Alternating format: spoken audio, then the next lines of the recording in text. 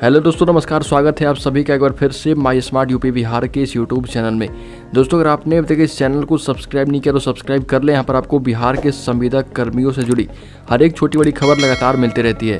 दोस्तों, आज की इस वीडियो में हम आपको बहुत ही कम समय में बताएंगे कि आपको संविदा पर जॉब करनी चाहिए या नहीं, संविदा पर नौकरी होता क्या है। ऐसे दोस्तों, नेशनल फैमिली हेल्थ सर्वे की रिपोर्ट जो पेश किए गए हाल फिलहाल में, उसमें अभी भी सिक्योर जॉब करने की और पाने की चाहत ज़्यादा है। आज के इस दौर में जॉब की सुरक्षा की गारंटी गवर्नमेंट जॉब में ही होती है, लेकिन इस दौर में ऐसा नहीं है, क्योंकि हाल फिलहाल में उत्तर प्रदेश, मध्य प्रदेश, दिल्ली जैसे बड़े राज्यों में IPS, IAS जैसे ऊंचे संवैधानिक पदों वाले व्यक्ति को जबरिया रिटायरमेंट दे दिया गया है। यानी कि UPSC लेवल की जॉब, हाई पे स्किल, सुविधाओं की भरमार एवं जिम्मेदारियों से भरा जॉब, लेकिन ऐसे जॉब पर रहने वाले व्यक्ति को भी सरकार नहीं छोड़ रही है और ऐसे जॉब करने वालों को भी जब मन जब हटा रही है। BSNL जैसी सरकारी कंपनी का ही उदाहरण ले तो उसमें सभी सरकारी कर्मचारियों को नोटिस देकर हटा दिया गया है। तो इस तरह के कार्य सरकारी नौकरी पाने वाले व्यक्ति के साथ भी हो रहा।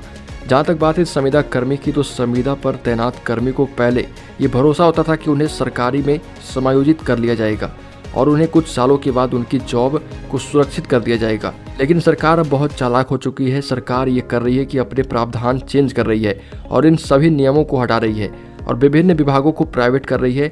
जैसे बिजली विभाग को ही ले लीजिए।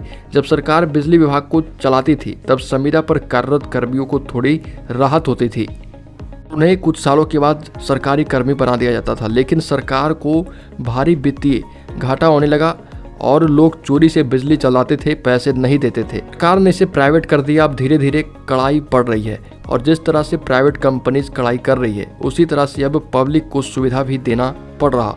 जैसे संविदा पर तैनात बिजली विभाग के कर्मियों पर वर्कलोड ज़्यादा आ रहा, लेकिन वेतन तो उतना ही मिल रहा है जितना पहले मिलता था। और अब सभी ठेकेदार संविदा कर्मियों को बहुत ही कम सैलरी में काम करवा रहे और जॉब अस्थायी होने की तो उम्मीद ही त्याग दीजिए। दोस्तों, संविदा पर नौकरी करने वाले व्यक्ति के बारे में ये देखा जाता है कि उन्हें वेतन कम मिलता है, उनकी उम्मीद के मुताबिक वेतन नहीं मिलता है। साथ ही संविदा पर बाहर कर्मियों के साथ दिक्कत ये भी हो जाता है कि अगर राज्य में कोई और सरकार आई और उसने रूल में थोड़ा भी चेंज किया तो संविदा कर्मी की नौकरी उलट से पुलट हो जाती है। जिस तरह से उत्तर प्रदेश में हुआ शिक्षा मित्रों के साथ, पहले तो उन्हें खूब सुविधा दी गई, वेतन दिया गया, लेकिन जैसे ही सरकार बदली शिक्षा मित्रों की सेवा ही समाप्त कर दी गई। संविदा पर कर्मी अगर तैनात होते हैं तो उन्हें छुट्टी नहीं दी जाती है, काम का बोझ रहता है। साथ ही अब संविदा कर्मी को सुप्रीम कोर्ट न्याय दिलवाने में भी लगा है। हालांकि इसमें अभी और भी वक्त लग सकता है।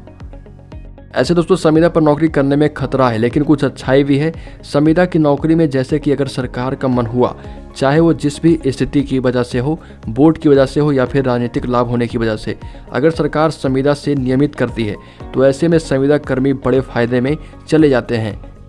और ऐसे कई उदाहरण हैं और सुप्रीम कोर्ट की गाइडलाइन भी है कि राज्य सरकार एक निश्चित समय तक काम करवाकर संविदा कर्मियों को अस्थायी करे और सरकारी कर्मियों में समायोजित कर दे। तो इन सभी चीज़ों से फ़ायदा होता है संविदा कर्मियों को।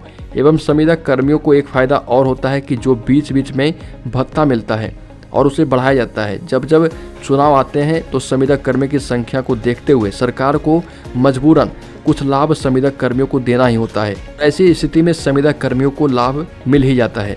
ऐसे हानि ज़्यादा है या लाभ, आप अपने एक्सपीरियंस कमेंट में शेयर जरूर करें और संविदा कर्मियों से जुड़ी और भी छोटी बड़ी खबर को पाते रहने के लिए सब्सक्राइब कर लें माई स्मार्ट यूपी बिहार को वीडियो के नीचे दिए गए लाल बटन को दबाकर, क्योंकि यहाँ पर आपको संविदा कर्मियों से जुड़ी हर एक छोटी बड़ी खबर लगातार मिलती रहती है।